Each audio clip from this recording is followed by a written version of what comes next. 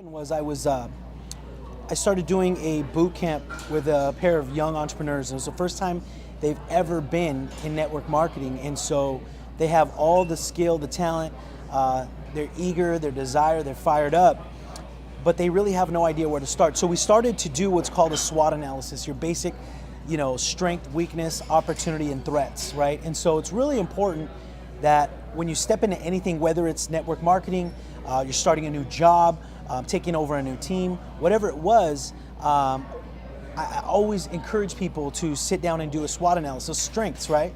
So what are you good at, right? What characteristics do you bring to the table that are innate to you? What are those things that your go-tos, right?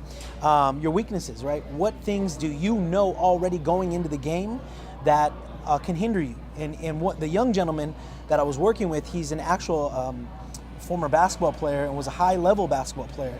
And so it was really cool to be able to connect those dots with him because he understood all of this through the lens of basketball. And so shared with him about his weaknesses. When you went into a game, based on the opponent, based on where you were at, what were your weaknesses? And you had to understand what those were so you can create a game plan so that you can win, right? And then opportunities, right? He actually was struggling with understanding what that meant. And I said, so when you look at going into this game, you do an analysis, right? We used to call them scouting reports, right? You understand who it is you're playing, what their strengths are, what are their weaknesses, and where could you find opportunity to win.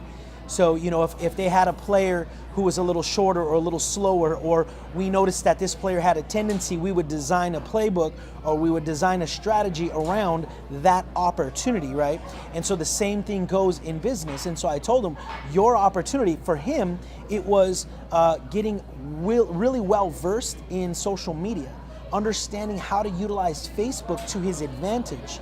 And so by the time we left, he was jacked, super excited for the ability to go out there and start to increase his network, start to create content, and start to create a following that would really benefit him and in his business. And then threats. This is one of the things that I think most people don't see coming, and it ends up blindsiding them as they progress in their career, because you have to understand that there's outside threats, be it, for their case, network marketing, right?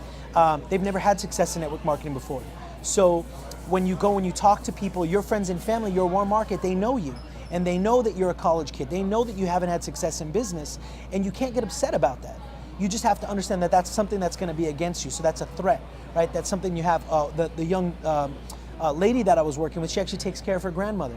And so a lot of times, doctor's appointments and different things, they fall on her just because of the dynamic of their family.